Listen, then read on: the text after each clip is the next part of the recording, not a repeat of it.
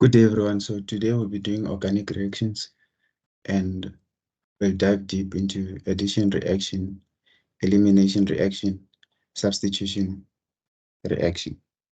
Let's dive deep into that. We'll start with addition reaction. For this one, I want you to think of an unsaturated compound being transformed to a saturated compound, right? So we're changing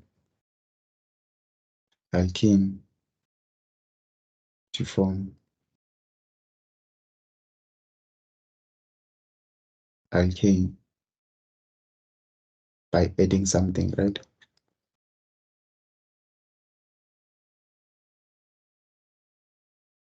And the best way to remember that there is a chunking method that we use called USA. From unsaturated to saturated, it's addition, right? So we're forming a more or a product that's saturated. So before we proceed and try to do other types of addition, I want to introduce a rule that you're going to use under addition, and it's called Markov-Inkov's rule. I'll paraphrase, right? It states that when an HX is added to an alkene, the H attaches to the carbon having a greater number of H substituent. I'll write that down. For you to understand this, I would have to demonstrate. So just bear with me. Okay, let's dive deep into 4 types of addition reaction. So the first one that we'll cover is, let me just write A, hydrohalogenation.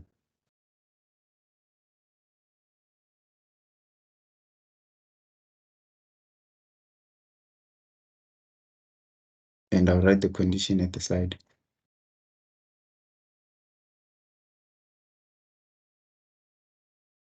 So here we take alkene, we add HX to form a haloalkane.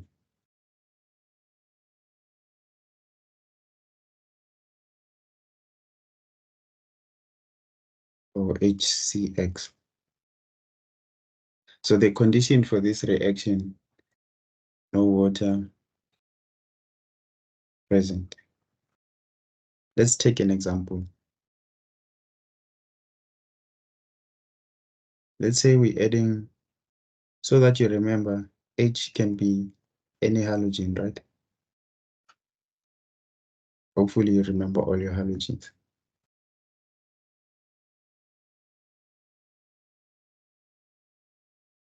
Let's take this example. One double bond.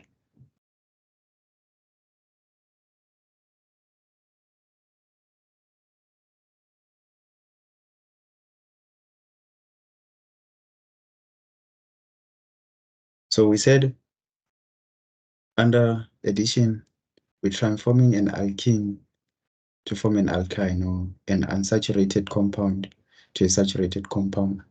So if you take this compound and break it down, it will be in this format. 1, 2, 3. Now it's saturated, right? But let's see how do we add the H and the Cl into this structure.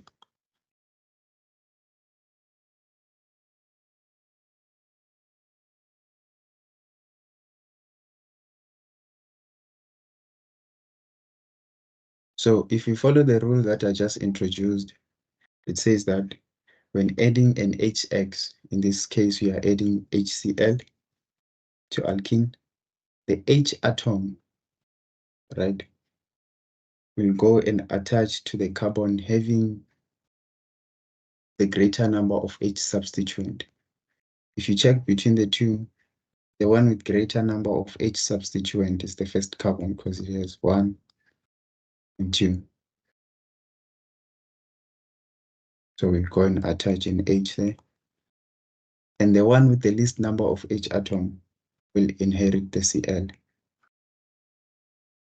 Does it make sense? If you were to name this, that was going to be 2 chloro and 3 carbons is propane. And this would be prop 1 in. So you can see that we transformed from an unsaturated hydrocarbon to a more saturated compound. So let's do the next one. Number 2, we have halogenation. I'll write the conditions this side.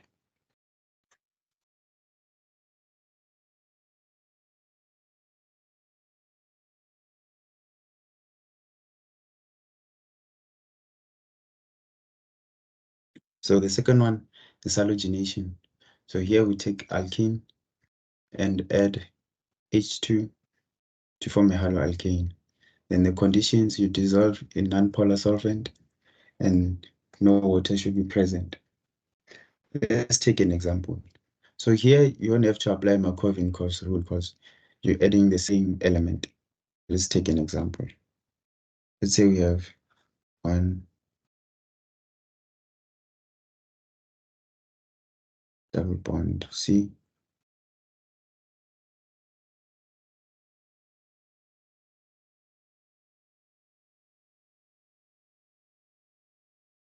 and we add HCl2. We also know that we can write it in this form to form a more saturated compound. So it's going to be 1, 2, 3, 1, 2, 3, 1, 2, 1, 2, 1.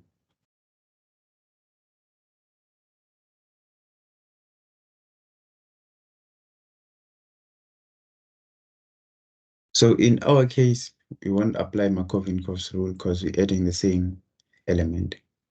So we'll just go and fill the missing parts for the first Cl and the other part. Right. You can see that we changed from prop 1 in to 1.2 dichloro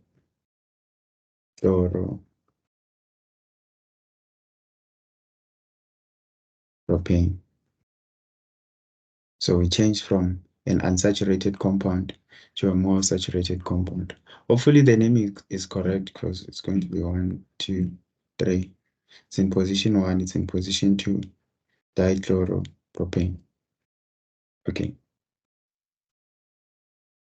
Another one that you have to cover is hydration.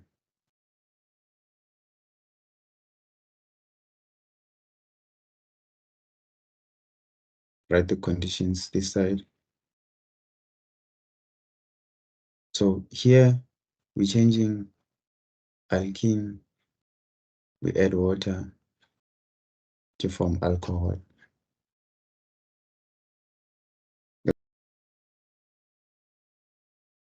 So here we can form 2 types of alcohol when doing this thing. The first one is what we call a major product, and the second one is a minor product.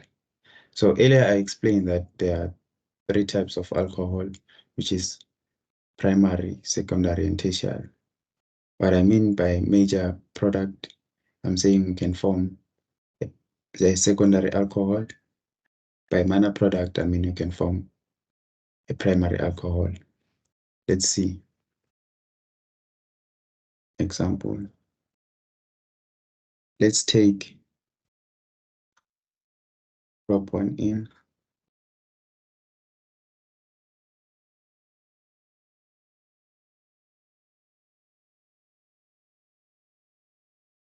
and add water. I'll just try and separate it with that to form a more saturated compound. So remember, we need an acid catalyst here. Oh, so that's H3PO4, right? Pardon me for that. to form a more saturated compound.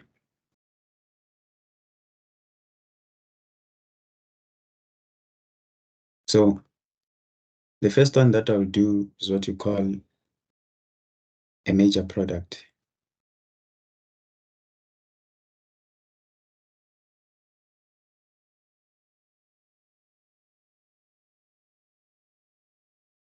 Let me finish up there.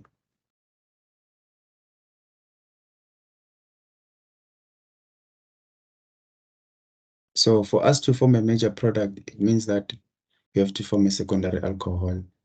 So the OH should be in the C atom, which is in between two carbons. So we'll take our OH and write it there. And the H will bond there. This is a major product. Or we can do a minor product where we form a primary alcohol. It means that it should be in the C atom that's only bonded to one carbon after it. So it's going to be 1, 2, 3, H, H, H, H, H. And I'll bond the OH on the last carbon and the H this side. So you see the difference between a major product and a minor product. Hopefully this is helpful. And if they become specific or be specific that form a major product, just remember that you're forming a secondary alcohol. For a minor product, it's going to be primary alcohol. You can also see that the C atom bonded to OH is in between two carbons. That's secondary. The C atom bonded to OH is bonded to one carbon. Let's proceed into the last one. So here, the last part is hydrogenation under addition. So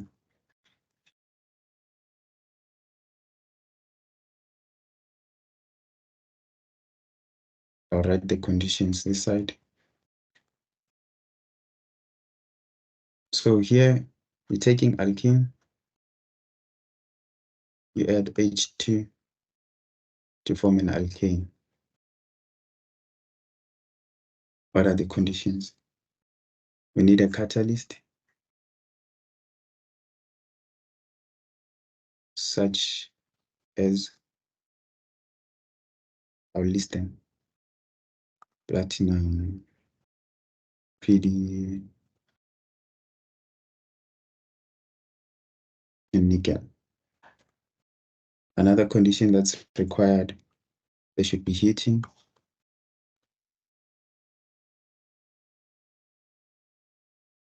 And lastly, it should be done under an inert atmosphere.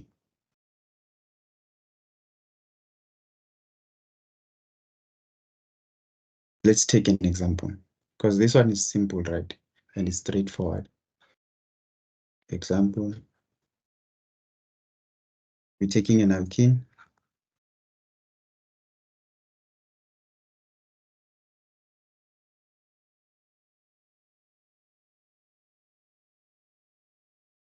and we're adding H to form a more saturated compound. So we need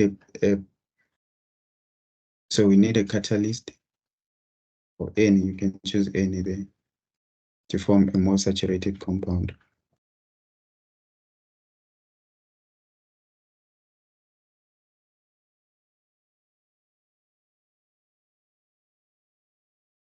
So one H will attach there, and the other one will attach there. That's pretty much straightforward. So these are the 4 types of addition.